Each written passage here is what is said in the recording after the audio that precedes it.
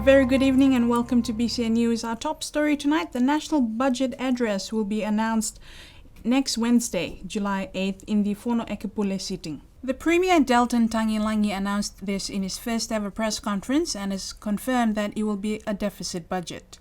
Definitely will be a deficit, as we haven't been collecting any revenue since the beginning of the year. So, of course, going forward, and there will definitely be a deficit. It depends also how long this pandemic, the COVID-19.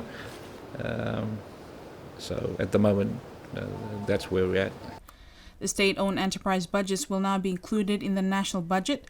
Since 2011, the SOE budgets had not been submitted to the Fono Ekepule. I'm happy to say I just finished meeting with the board, as I am the chair, and yes, it will include it with the main budget next Wednesday.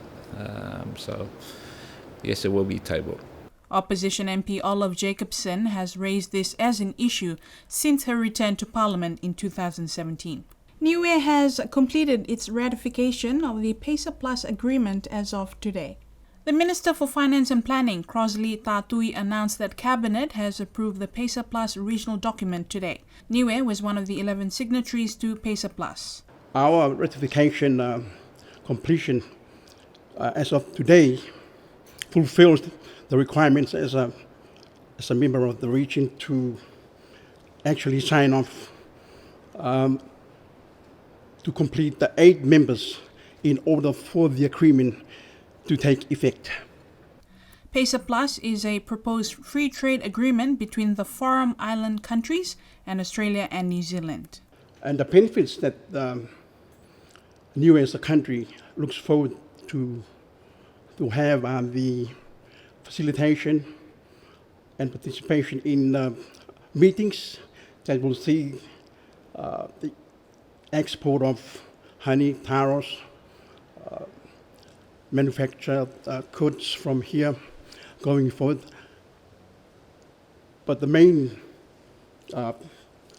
benefit will be the fumigation of goods from here to New Zealand will be much easier than what we have experienced in the past. So, as an equal member of the agreement, we'll be able to sit down face to face with the other members for that matter. Curing a disease is one thing, but Dunedin hepatitis campaigner Hazel Hill has set her sights higher. She wants to cure a country, Niue.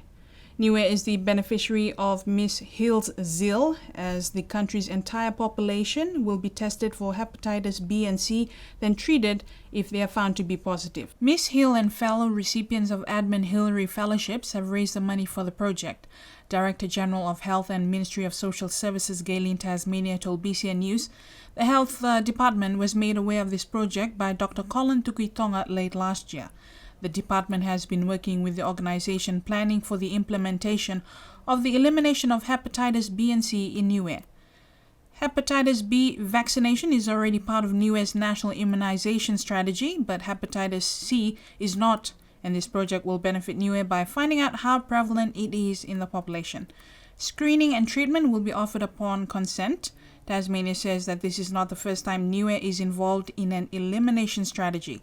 Niue received an award from the WHO for the elimination of lymphatic filariasis a few years ago. This award was accepted by former Minister Billy Graham on behalf of Niue government at the Pacific Minister of Health meeting in the Cook Islands in 2017. The students of Niue Primary School and Niue High School will be using reading materials in Wangahau Niue thanks to the 10 students of the USP course on Wangahau Niue. Yesterday afternoon, the USP students launched their books written especially for their course on teaching materials for Wangahau Niue, held at the Education Department and attended by the Minister of Education, Honourable Sauni Tongatule, and Acting New Zealand High Commissioner Nigel Eales. The reading books are written for 3 different levels of Wangahau learners, for the emergent reader, the early reader, and for the fluent reader. This is the second year of the Certificate in Wangahau Niue course, first offered by the University of the South Pacific in 2019, and the students will complete their program next year in time to graduate in October. The lecturers of the Wangahau Niue course are Bertha Tongahai, Sifa Ioane, and Pitasoni Tanaki. The published books written by the USP Wangahau Niue students tell stories about everyday life in Niue using pictures. And finally, 6 weeks ago on May 19th, BCN studios were damaged in an early morning fire, which was valued at more than $1 million.